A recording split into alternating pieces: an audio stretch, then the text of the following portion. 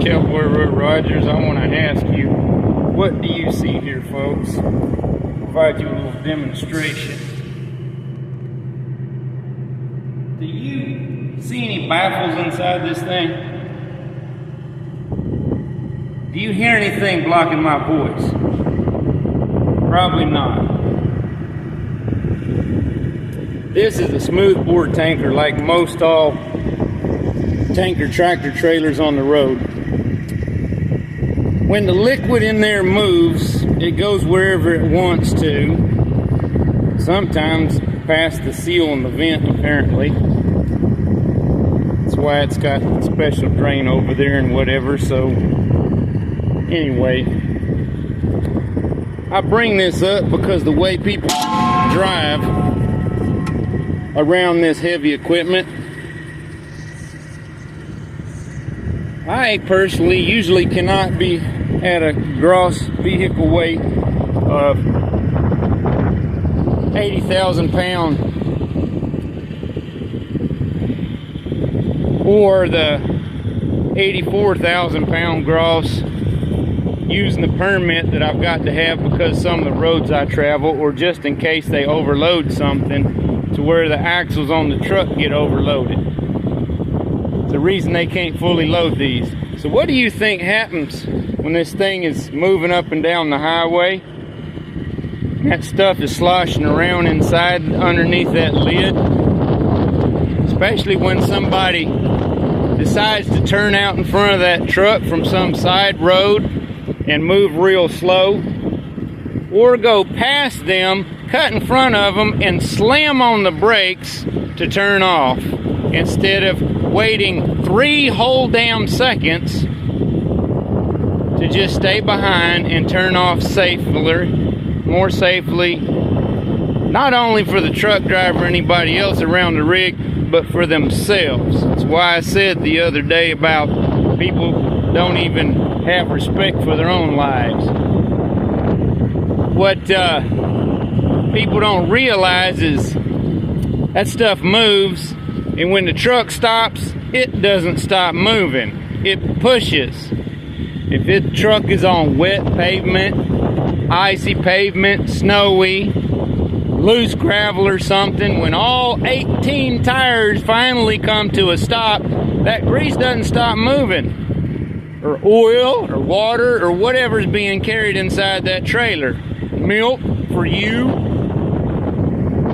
It doesn't stop moving, it surges. It's a wave like on the ocean, and it slams to the front, and then it goes and slams to the back. When it slams to the front, it can shove a truck right over the top of some fool's little car, or anything else. Consider what's going on around you. You know, I was taught with flatbed loads by a friend that I did some hauling for back when I was pulling belly dumps, hauling gravel, rock, and asphalt. He said he was taught in the school he went through a company, not one of these half-assed little truck driving schools that don't actually teach them how to handle the truck, and surely not how to secure the load. He said they taught him if you can take that flatbed and you strap everything down tight, then you pick it up from the bottom and you turn it over and you shake it around and nothing comes off, then it's good enough. And then a woman that used to do this route I'm doing, she told me, she figured, well, no matter what I'm hauling, if I look at it as if my family were in a car beside me, are they going to be safe with how I secured that load or how I'm operating that truck?